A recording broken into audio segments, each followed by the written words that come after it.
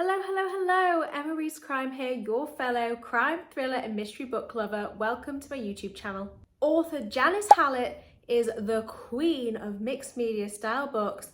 So today I thought I would do an ultimate book ranking, starting from my least favourite of hers and ending on a high on my favourite book of hers. She has written 6 books in total plus 1 novella. However, before I do my ultimate Janice Hallett ranking, I need to complete her backlist, so I thought I'd bring you along on the journey with me while doing so.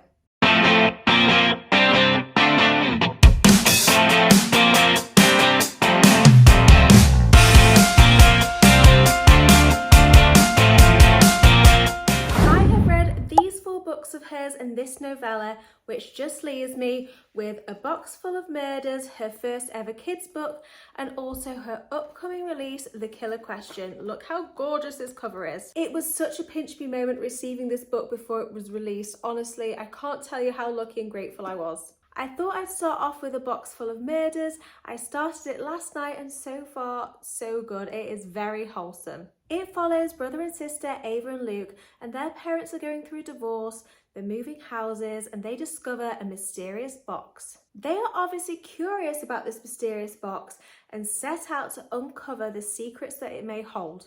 As they read the letters, diary entries, newspaper clippings, which inside the box, they realise that the information is decades old. And an unsolved murder mystery is unfolding right in front of them, but can they solve the mystery? I'm only about 5% of the way through, so I'm going to love you and leave you and get some of this read and give you some updates, so I'll see you very shortly. So I've made some progress with the book. Honestly, it was just what I needed. I really needed something light and easy, and it's hitting the spot. I always find that mixed media is really easy to read anyway, but the fact that this is written for kids is making it that much easier. So we're heading into Manchester for some drinks and for tea, so I thought I'd bring you along with me. So we're going to a cocktail bar called Speaking Code, and when we went last year, it was amazing. They are so passionate about their cocktails, so I'm hoping that this time their mocktails are as good as I remember their cocktails being. And then for tea, we're going to Lucky Cat, which is Gordon Ramsay's restaurant. We've got a voucher. It'll probably cover like one dish, but what the hell. Last time we went, it was so tasty, and I'm so looking forward to going back. On YouTube, I've seen a couple of places that do like a little boat on sushi. Get lost now. Haven't you? I'm just here with Lisa, so we've had drinks. The boys have walked way ahead because they're not wearing heels, and we're on our way to the Lucky Cat for some food. So excited! Up in the inside.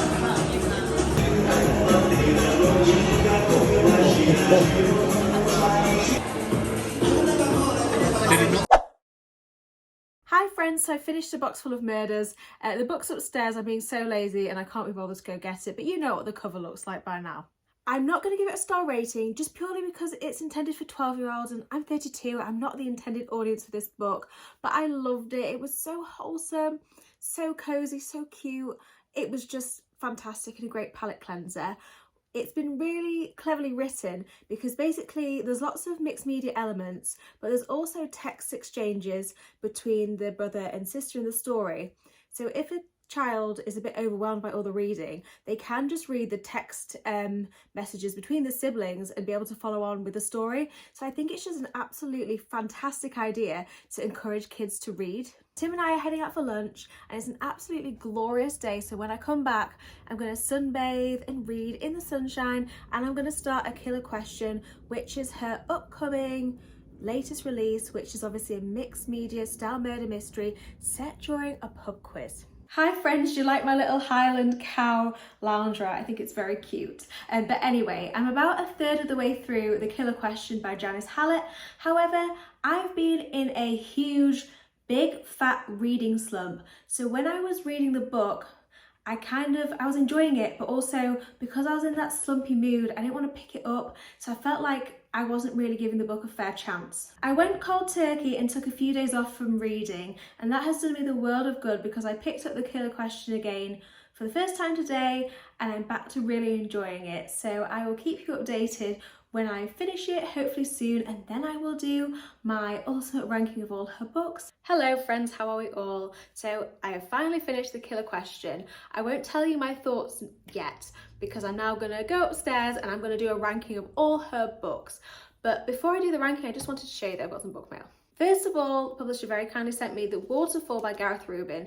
I read his book Holmes and Moriarty a couple of months ago and I quite enjoyed it.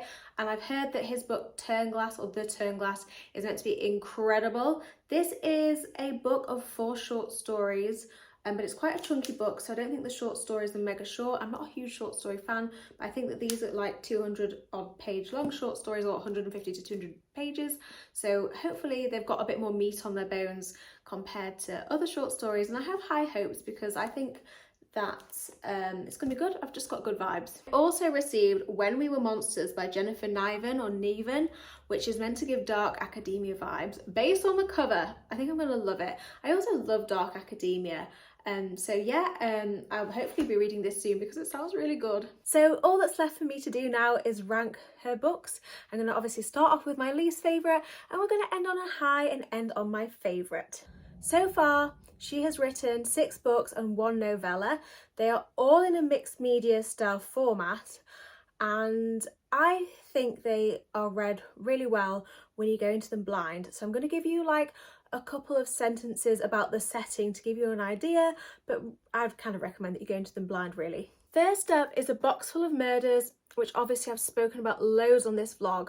So this isn't my least favourite book of hers, but obviously I said earlier on that I wasn't going to give it a star rating. So I also don't think it's appropriate to rank it. So I'm just mentioning it so you don't think I've forgotten about it, but I'm not going to include it in the ranking. My least favourite book of hers is The Twyford Code. The story follows the disappearance of a teacher and explores an unsolved code in a children's book. And the story looks at the connection between the two of these things. Part of the reason this is my least favourite is that I read this book straight after my favourite of hers. So I felt like after reading my favourite book of hers, this had a lot to live up to. The second mistake I made with this book was I read it on Kindle, and I do think that her books read best physically. It was very clever though, but yeah, I just don't think it has the same sparkle and shine as her other books. I've completely rejigged how I do star ratings now. So with my new star rating system, this would be a 3, maybe 3.5 star out of 5 book. Next up is her book, which she released last year, which was The Examiner.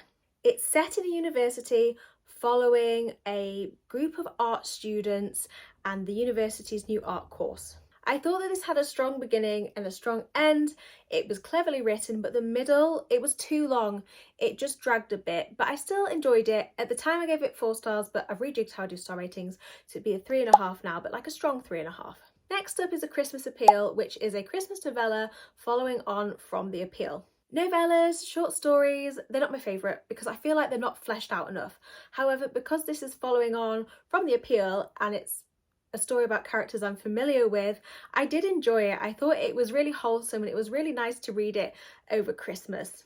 I gave it 4 stars. I wouldn't recommend that you read it unless you read The Appeal first. Next up, you all know about this now, which is The Killer Question, Janice Hallett's latest released, a mixed media style book set in a pub. As with all of her books, given the mixed media style, it was really light and easy to read, and I loved the pub setting. My main criticism for this was that there was just way too many characters. Janice Hallett does include a lot of characters in her books, but this had, or it certainly seemed to have, way more than her other books. And also more of the characters had more of a part.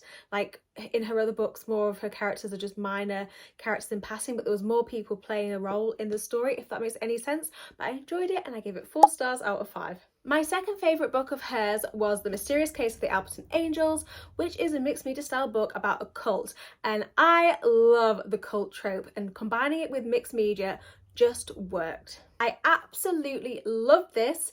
My main critique though was that I just didn't love it as much as my favourite book of hers. And you guessed it, my favourite book of hers is The Appeal, but did I give it 5 stars out of 5 is the real question. So this follows a murder at an amateur dramatic society, And honestly, it made me laugh so much. I came across this book completely by accident. I was on holiday in Rhodes and I hadn't packed enough physical books and I ran out pretty quickly. I did obviously have my Kindle with me, but reading physical books is just so much better than Kindle in my opinion. And I came across a copy of The Appeal in, you know, when hotels have book swaps, and I was intrigued. Initially the cover caught my eye, and then the blurb also intrigued me, and then when I started skimming through the pages I clocked onto the mixed media style element, so then I just had to pick it up. We were in Rhodes for a wedding, so around the pool wasn't just my husband Tim, there was friends, family, there was a few of us staying in the same hotel, and obviously the mixed media style element of the story was catching people's eye as I was reading it by the pool. So after I read it, a couple of other people went on to read it too, and they all loved it too. Yeah, I thought it was fantastic, and it was my first ever experience of reading a mixed media style book. I absolutely loved it. I think I've said that a million times. I can't tell you how much I loved it, and of course I gave this 5 stars out of 5. It definitely sparked a Janice Hallett obsession, but unfortunately, obviously this was the first one that I read of hers, and all the rest of hers, which I have read, have never quite lived up to this, which is a shame, but that's just sometimes the way it goes. Have you had chance to check out my past 2 videos? If not, I'll link them here. Thank you ever so much for taking your time to watch this video. If you're able to hit that subscribe button, it would mean so much to me. Let me know what you think in the comments, and if you'd like me to do this style video for another author. Thank you so much. Bye.